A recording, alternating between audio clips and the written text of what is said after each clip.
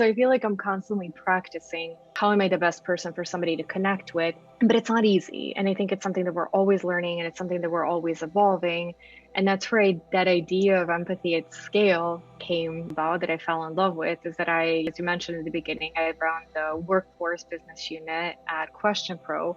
And really, what our goal is to partner with organizations and help them best connect with their employees in such a way that surveys have been around forever. Surveys were the key measurement instrument I was using when I was getting my PhD, and I think even for decades before that.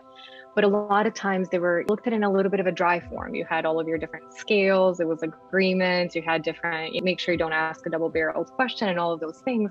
But it wasn't so much about how you made a person feel. It wasn't so much about the situation that you were setting and how you were connecting with them. And so that's what we really wanted to do. And in the time that so many people are going through so many changes, and I'll touch on, I think, resilience now and the resourcefulness and courage, is that I do think over the years, yeah, I'm pretty resilient. And a friend of mine shared a quote, I think it was on Instagram or somewhere, and it said something along the lines of like, I'm tired of being resilient. I just want a moment to rest. And I still get emotional because I'm like, yes, I look at that quote and literally tears went down my eyes. I'm like, I'm tired.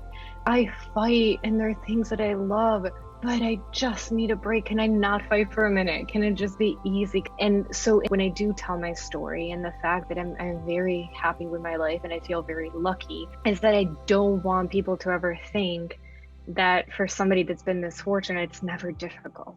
And that you never have the moment that you just think, I don't know if I can do this and I'm exhausted and I just need to pause.